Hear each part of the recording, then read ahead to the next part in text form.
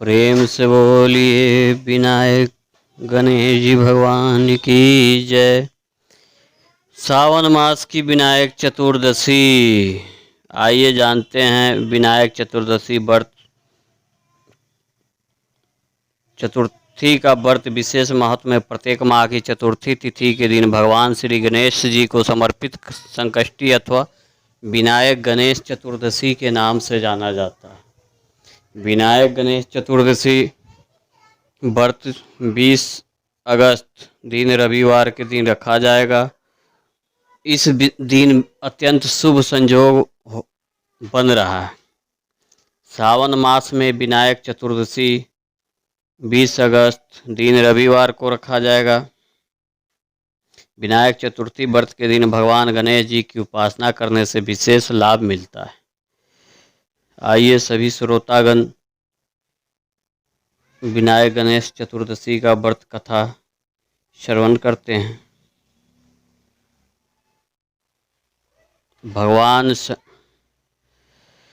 विनायक चतुर्थी पर श्री गणेश चतुर्थी व्रत की पौराणिक कथा के अनुसार एक बार भगवान शिव तथा माता पार्वती नर्मदा नदी के किनारे बैठे। वहां माता पार्वती ने भगवान शिव के समय व्यतीत करने के लिए चौपर खेलने को कहा। शिव चौपर खेलने के लिए तैयार हो गए, परंतु इस खेल में हार जीत का फैसला कौन करेगा, यह प्रश्न उनके समक्ष उठा तो भगवान शिव ने कुछ तिनके एकत्रित कर उसका एक पुतला बनाकर उसकी प्राण प्रतिष्ठा कर दी और उस पुतले से कहा, बेटा हम चौपर खेलना चाहते हैं, परंतु हमारी हार जीत का फैसला करने वाला कोई नहीं है, इसलिए तुम बताना कि हम दोनों में से कौन हारा है कौन जीता है। उसके बाद भगवान शिव और माता पार्वती का चौपर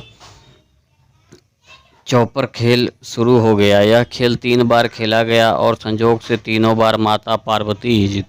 खेल समाप्त होने के बाद बालक से हार जीत का फैसला करने के लिए कहा गया तो उस बालक ने महादेव को विजयी बताया। यह सुनकर माता पार्वती क्रोधित हो गई और क्रोधों में उन्होंने बालक को लांगरा होने कीचड़ में पड़े रहने का श्राप दिया। बालक ने माता पार्वती से माफ़ी मांगी और कहा कि यह मुझसे अज्ञातवश ऐसा हुआ है, मैंने किसी द्वेष भाव में ऐसा नहीं किया। बालक द्वारा क्षमा मांगने पर माता ने कहा, यहाँ गणेश पूजन के लिए नाग कन्या आएगी, उनके कहे अनुसार तुम गणेश व्रत करो, ऐसा करने से तुम मुझे प्राप्त करोगे। यह कहकर माता पार्वती शिव के साथ कैलाश पर्वत चली। 1 वर्ष के बाद उस स्थान पर नाग कन्या आई। तब नाग कन्या से श्री गणेश जी के व्रती की विधि मालूम करने पर उस बालक ने 21 दिन लगातार गणेश जी का व्रत किया। उसकी श्रद्धा से गणेश जी प्रसन्न हुए। उन्होंने बालक को मनोवांछित फल मांगने के लिए कहा। उस बालक ने कहा, हे विनायक, मुझ में इतनी शक्ति दीजिए कि मैं अपने पैरों से चलकर अपने माता पिता के साथ कैलाश पर्वत पर पहुंच सकूं और यह देख प्रसन्न हो। तब बालक को वरदान देकर श्री गणेश जी अंतर्ध्यान हो गए। इसके बाद वह बालक कैलाश पर्वत पर पहुंच गया और कैलाश पर्वत पर पहुंचने की अपनी कथा उसने भगवान शिव को सुनाई। चौपर वाले दिन से माता पार्वती शिव जी से विमुख हो गई थी। अतः देवी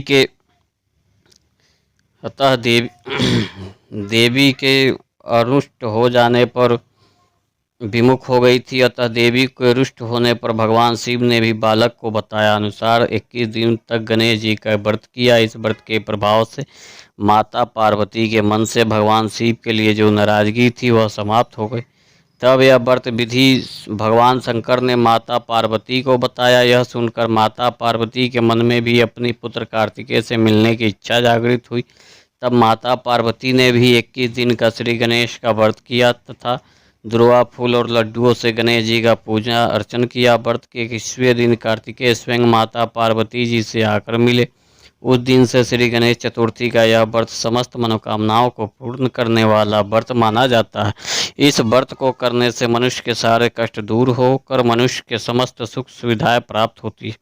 प्रेम से बोलिए गणेश भगवान की जय, माता पार्वती की जय, शंकर भगवान की जय।